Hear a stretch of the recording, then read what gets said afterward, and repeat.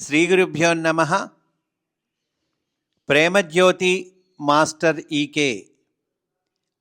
ఈకే గారి ఆధ్యాత్మిక ప్రస్థానములోని విశేషములను ఎంతో హృద్యంగా మనకు అందచేయునటువంటి పరమపావనమైన గ్రంథము.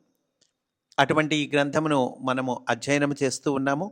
అందులో భాగంగా ఈరోజు అనుబంధము ఆనందము వేదమూర్తి అనే అధ్యాయంలోనికి మనము ప్రవేశిస్తూ ఉన్నాము. ముందుగా శ్రీభాష్యం అప్పలాచార్యుల వారు మాస్టర్ గురించి చెప్పినటువంటి మాటలను చెప్పుకొని తర్వాత అధ్యాయంలోనికి మనము ప్రవేశిద్దాము.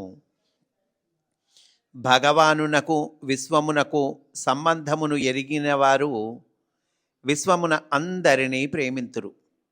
ఈ రహస్యము తెలిసి జీవించిన వారు లోకమునంతను వాసుదేవాత్మకంగా దర్శించి వాని శరీరముగా శాంతితో జీవింతురు.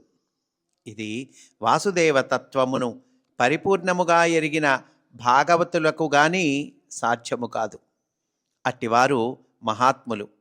వారు సుదుర్లభులని భగవానుడు వాసుదేవ సర్వమితి స మహాత్మా సుదుర్లభ అనినాడు.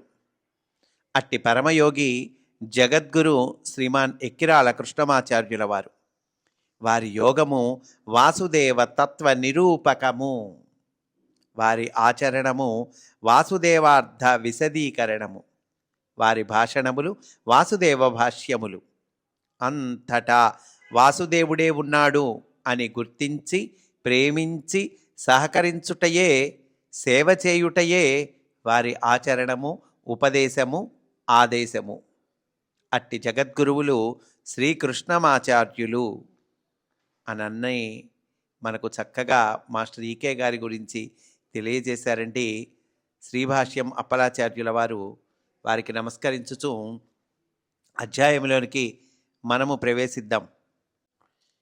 ఎప్పుడూ వెన్నెల లాంటి చిరునవ్వులు చిందిస్తూ అందరి మీద ప్రేమను వాత్సల్యాన్ని కురిపించేవారు వేదమూర్తి శ్రీమాన్ ఎక్కిరాల అనంతాచార్య. అంటే మాస్టర్ ఈకే గారి తండ్రి గారండి. మాస్టారు చెప్తున్నారు వారి తండ్రి గారి గురించి. ఎవరితో మాట్లాడినా ఏం మాట్లాడినా వేదాన్నే మాట్లాడేవారు. ఏ ఉదాహరణ ఇచ్చినా వేదము నుంచే ఇచ్చేవారు. వారి సన్నిధిన మేము వేద జలధిలో సుస్నాతులము అయ్యేవారము అని అన్నారండి మా శ్రీకే గారు వారి తండ్రి గారి గురించి. ఆ తర్వాత రచయిత చెప్తూ ఉన్నారు, మాస్టర్ గారు విదేశ పర్యటనకు వెళ్ళినప్పుడు వారి సన్నిధిలో శ్రీ అరవిందుల సావిత్రి పఠించే అవకాశము నాకు కలిగింది. నేను చదవటం వారు వ్యాఖ్యానించటం జరుగుతూ ఉండేది. అనంతమైన వారి వేద విజ్ఞాన సాగరంలో అనేక మహా విషయాలు అనే రత్నాలు బయటపడుతూ ఉండేవి. అల్పమతినైన నేను వాటినన్నిటినీ ఏరుకోలేకపోయాను. కొన్నిటిని మాత్రమే దక్కించుకున్నాను. వేదాన్ని వారు సమగ్రంగా దర్శించారు అనటానికి నిదర్శనం ఏ విషయమైనా సరే వారు వేద ప్రమాణాన్ని చూపేవారు. సర్వశాస్త్రాల్లోని ఏకత్వాన్ని వేద ఋషులు దర్శించారని వారిది ఏకం శాస్త్రం సర్వశాస్త్రేణ ప్రతిజ్ఞ అని తరచూ గుచ్చి చెప్పేవారు. వారి శాస్త్రీయ దృక్పథం అనితరమైనది. మిత్రావరుణుల తత్వాన్ని ఉదాహరిస్తూ ఉదజని ప్రాణవాయువుల సంయోగానికి ఈ దేవతా స్వరూపం ప్రతీక అని చెప్పేవారు. అరుణ సూక్తంలోని అమీయా అన్న శబ్దాన్ని ఆధునిక శాస్త్రంలోని అమీబా అన్న అర్థంలో ప్రాచీనులు సంకేతించారని చెప్పారు. సావిత్రి మహాప్రజ్ఞకు తత్వానికి మూలమైన వేద ఋషుల చేత దర్శింపబడిన ఈ క్రింది రుక్కును ఉదహరించారు. తిస్రోజ్యావ సవితుర్ద్వా ఉపస్థా తృతీయం యమస్య సదనే విరాషట్. దీని భావాన్ని వారు ఇలా వివరించారు. There are three firmaments, two of which are proximate to Savita, while the third illumines the region of Yama. అంటే తెలుగులో కూడా చెప్పుకుందామండి. తిస్రోద్వ్యావా సవితుర్ద్వా ఉపస్థ అంటే 3 రకాల ఆకాశము లేదా స్వర్గము 3 రకాలు ఉందట. హెవెన్స్ అండి, ఫిర్మమెంట్స్ అంటే ఇక్కడ హెవెన్స్ అని చెప్పుకోవాలి. అయితే ఇందులో 2 ప్రాక్సిమేట్ టు సవిత, సూర్యుడికి దగ్గరగా ఉంటాయి అంటున్నారు. వాటిలో 2 సవితకు దగ్గరగా ఉంటాయి. 3వది యమలోకాన్ని ప్రకాశిస్తుంది అని అర్థమండి. ఏంటిది అంటే కనుక సావిత్రి మహాప్రజ్ఞకు తత్వానికి మూలమైన వేద ఋషుల చేత దర్శింపబడినటువంటి రుక్కండి ఇది. ఆ రుక్కుని మాస్టారు ఇట్లా వివరించారు. దీనితో పాటు ఋగ్వేదంలోని మరొక రుక్కును కూడా ఉదహరించేవారు. సవిత, సత్యధర్మ, సత్యమన్మ. వీటిల్లో సావిత్రి కథకు సంబంధించిన బీజాలు ఉన్నాయి అనేవారు. సావిత్రికి సవితకు ఉన్న అనన్యత, సత్యవంతునికి సావిత్రికి ఉన్న అనన్యత ఈ రుక్కులో ద్యోతకమవుతాయి అనేవారు. అంటే సావిత్రి గ్రంథంలో ఉన్నటువంటి విషయము ఈ వేద రుక్కులలో నుండి మూలం ఎట్లా ఉన్నది, దానికి ఆ విషయానికి అనేటువంటిది మనకి చక్కగా వివరించారండి. ఎందుకంటే ఈ రచయిత ఈ సావిత్రి అనేటువంటి గ్రంథం మీద పరిశోధన చేశారు. The story of Savitri is the story of creation, a eternally going on, and the region is marked as being above the first 2 firmaments where Savita is Satyavan అని వారు వివరించారు. అంటే తెలుగులో కూడా ఈ వాక్యాలకు అర్థం చెప్పుకుందామండి. అంటే సావిత్రి కథ సృష్టి కథ, అది నిరంతరం జరుగుతూ ఉంటుంది. మరియు ఆ ప్రాంతము సవిత, సత్యవంతుడిగా ఉన్న మొదటి 2 ఆకాశాలకు లేదా మొదటి 2 స్వర్గాలకు పైన గుర్తించబడింది అని అర్థమండి. ఆ తర్వాత చెప్తూ ఉన్నారు, శ్రీ అరవిందుని సావిత్రి కావ్యాంతంలో కనిపించే గ్రేటర్ డాన్ అన్న భావన ఈ క్రింది రుక్కులో సూచింపబడినది అని చెప్పారు. పంచక్షీతి పరిస్య జ్యోతిగాతి అంటే 5 regions are illuminated simultaneously.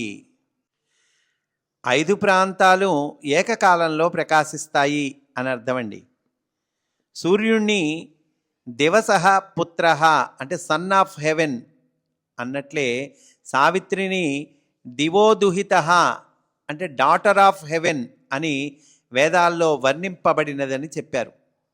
Savitri కావ్యారంభంలో the symbol don అన్న పర్వంలో శ్రీ అరవిందయోగి చేసిన వర్ణనలు రాత్రి సూక్తాన్ని, ఉష సూక్తాన్ని తలపింపచేస్తున్నాయి అనేవారు. అంతేకాక అనేక వేద రుక్కులలోని అంతరార్థం దానిలో నిహితమై ఉన్నది అనేవారు.